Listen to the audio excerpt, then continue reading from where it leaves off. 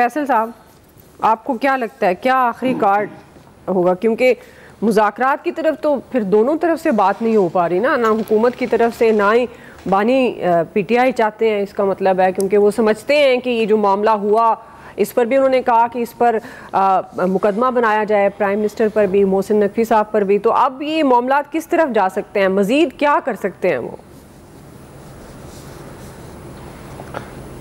देखिए, क्या कर सकते हैं और क्या नहीं कर सकते ये तो मुस्तकबिल में ही मालूम चलेगा। अगर ये देखें कि इस वक्त क्या हो रहा है और जो कुछ हो रहा है उसके असरात क्या है, उसके असरात पाकिस्तान के ऊपर, पाकिस्तान की सलामती के ऊपर, पाकिस्तान के जो इस वक्त ज़मीनी हालात हैं उन पर क्या पड़ सकते हैं।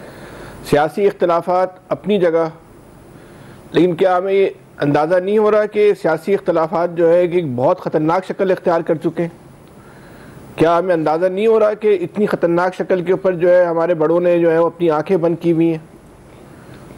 जो इस वक्त ये कह देना कि जो इस कोई लसानी कार्ड खेल रहा है या नहीं खेल रहा वो अलग बात है, लेकिन जो ज़मीनी हालात और ज़मीनी वाक़यात हैं वो इससे बिल्कुल मुख्तलिफ है। कोई खेल रहा है या नहीं खेल रहा, ये चिंगारी जो है वो जो ये लग चुकी है, ये जलना शुरू हो गई है चिंगारी।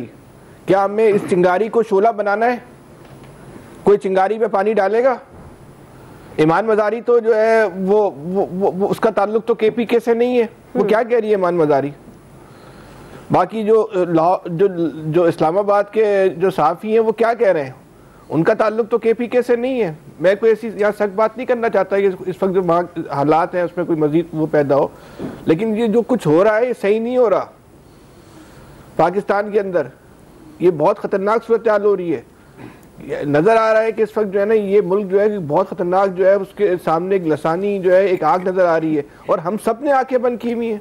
हम अपनी सारी गुफ्तगू जो है वो अपने सियासी मफादात को या सियासी वाबस्तगी को या सियासी हमदर्दी को या अपनी पसंद नापसंद की बुनियाद पे कर रहे हैं। कोई पाकिस्तान की बुनियाद पे भी इस मुल्क में बात करेगा या नहीं करेगा? इस मुल्क के अंदर हो क्या रहा है, कितनी ख़तरनाक इस वक्त सूरत हाल है और हमें नज़र आ रहा है कि ख़तरनाक सूरत हाल है, लेकिन कोई एक इंसान इस मुल्क का जो बड़ा है जो इस आग को जो ठंडा करने के बजाय उसको ठंडा करने की कोशिश करना तो दूर की बात है यार, हम सब उसको भड़काने में लगे हुए हैं। हिस्सा कदरा है जुस्सा वाला काम हो रहा है, किसी को अंदाजा ही नहीं है। मतलब इस वक्त नून लीग जो पॉलिसी इख्तियार कर रही है, क्या वो हम उसको कह सकते हैं कि नेशनल लेवल की जो है वो पॉलिसी है? तहरीक इंसाफ तो एक मजलूमियत का कार्ड खेल रही है ना, तो एक अपोजिशन का काम है उसका खेलना, लेकिन नून लीग तो इस वक्त हुक्मरान जमात है, उसका काम है जो इस वक्त वो कार्ड खेल रही है। जो सूरत हाल है उसका कोई तदारुक कोई कर रहा है? ये जो पंजाबी पठान का जो मामला शुरू हो चुका है, पख्तून का पंजाबी का, खुदा के वास्ते इसको आप आसान नहीं समझें। हो सकता है कि ये मामला आज नून लीग को सूट करता हो, आज नून लीग के मफादात को, सियासी मफादात को एक तकवीत देता हो, उसको प्रोटेक्ट करता हो, उसकी गिरीबी साख को बहाल कर सकता हो, पंजाब में जो दोबारा जगह बनाने का सहारा फराम कर सकता हो। लेकिन ये सब कुछ पाकिस्तान के लिए अच्छा नहीं है। हम कब इस मुल्क के लिए सोचेंगे? कब अपने मफादात से, अपनी सोच से, अपने नजरियात से, अपने ख्यालात से बाहर निकल के जो है हम ये देखेंगे कि इस वक्त कितनी खतरनाक सूरत हाल है। आपके केपीके के अंदर वैसी इतने खतरनाक सूरत हाल थी, बलूचिस्तान में इतनी खतरनाक सूरत हाल थी पहले, ये जो कुछ हुआ इससे पहले, और इसके बाद क्या हो गया है, क्या मैसेज जा रहा है वहां पर?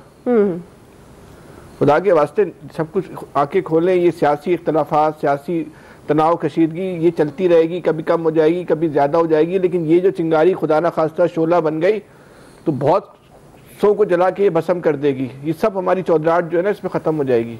ये अच्छा नहीं है। माजी में जाएं, माजी में क्या हुआ था, यही चिंगारियाँ थी, बाद में शोला बनी थी। कि हम क्यों अपने माजी से सबक सीखने को जो है वो तैयार नहीं? हमारे पास तो एक माजी मौजूद है ना, उस माजी में हमारे लिए इंतहाई सफाकाना जो है ना वो मौजूद है कि क्या कहते हैं उसके असरात मौजूद हैं कि हम उससे सबक सीख लें। सफाकाना सबक मौजूद है, लेकिन नहीं सीखने को हम लोग तैयार है सबक। इस वक्त पाकिस्तान के अंदर यकीन करें जो 70 की सूरत हाल थी उससे ज़्यादा ख़तरनाक सूरत हाल है। ये एक ज़मीनी हकीकत है सही, और इस ज़मीनी हकीकत को इस मुल्क के जितने बड़े सियासी और गैर सियासी तमाम लोगों को जो है इस चीज़ को एक्सेप्ट करते हुए इस पे पानी डालने का काम करना हो। मेरी एक गुजारिश सुने, फैसल भाई मेरी गुजारिश सुने, आपने इस इशू पे इतनी बड़ी लंबी बात कर दी। आपको वो वाले दिन भूल गए हैं जब जो बलूचिस्तान में जो सराइकी इलाका है या पंजाबी लोग हैं उनके शनाख्ती कार्ड देखकर उनको मारा जाता है। इसके बावजूद आप पूरे पंजाब की यूनिवर्सिटीज़ देख लें, उनमें बलूचिस्तान के तलबा पढ़ते हैं, खैबर पख्तूनख्वा के तलबा पढ़ते हैं। यहाँ पर ऐसी कोई तकसीम नहीं है मेरे भाई, बिल्कुल भी। पंजाब के लोगों का बड़ा दिल है और पंजाब के लोगों ने हमेशा जो है कबूल किया है और बड़े दिल का मुजाहरा किया है। तो आप इसको उस तरह से इंटरलिंक ना करें कि बिल्कुल ही इसको आप लिसानियत की तरफ ले जाएं। ये एक और इशू है, इसको उसी पैराए में, उसी पसमंजर में रहने। रिस्पॉन्ड करना चाहेंगे या मैं ब्रेक लेती हूँ फिर? दुआ मैंने एक फिक्रा कहना है, दुआ मैंने एक फिक्रा कहना है सिर्फ। जी फैसल ये आमिर साहब कह ले फिर मैं बोलूं। फैसल ने चूंकि ईमान मजारी का नाम लिया, ईमान मजारी वो खातून हैं जिन्होंने जनरल राहिल शरीफ के होते हुए कहा कि इस मुल्क में को सिर्फ एक शरीफ चला सकता है, वो है जनरल राहिल शरीफ, क्योंकि वो इमरान खान के साथ थे। आज इमरान खान के खिलाफ लोग हो गए हैं उनकी हरकतों के बाद, तो ईमान मजारी की गुफ्तगू का लेवल बदल गया। वो फौज के खिलाफ कर रही हैं कि सराइकी इलाके से आके पंजाबियों को गाली देना। सराइकी इलाके से शकील अंजुम भी बैठे हुए हैं, मैं भी बैठा हुआ हूँ।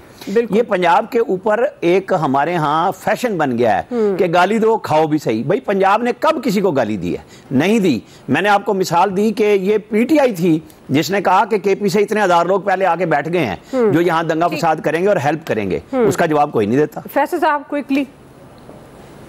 मैं जो शकील भाई बात कह रहे हैं, मैं भी यही बात कह रहा हूँ कि भाई ये सब कुछ जो है ना नहीं होना चाहिए। ये कौन कह रहा है कि उन्होंने जो है ना पंजाब ने जो है किसी को वेलकम नहीं किया? मतलब तुम्हारा पूरा लिसानियत पे लेक्चर दे दिया कि एक तरफ से हो रहा है और आप कह रहे हैं, मैं भी वही कह रहा हूँ। मैं कह रहा हूँ कि वहाँ पे खुदा का खौफ करे आमिर साहब, गलत बात ना करें। इतने हसास मौजूद है, इस पे सियासत भाई आप अपनी दोबारा ही गुफ्तगू सुन लीजिएगा। कल की और आज की मैंने तो रिस्पॉन्स ही नहीं किया। मैं ये कह रहा हूँ कि ये जो चिंगारी और आपने सबसे बड़ा खतरा ये चिंगारियां आप बैठ के कराची से पूरी लगाने की कोशिश कर रहे हैं आपके अल्ताफ भाई के लिए। आपके दिल में बड़ी वो है, कह रहा हूँ चिंगारियों को पानी डाले, चिंगारियों पे पानी डाले, गालियां दिलवा के मालिकों को फंसा के और खुद निकल के भाग लिए। ठीक है जी, ब्रेक नाज़रीन, ब्रेक के बाद वापस आएंगे। इसी सवाल पे शकील अंजुम साहब और इलियास साहब का भी टेक लेंगे, हमारे साथ रहिएगा।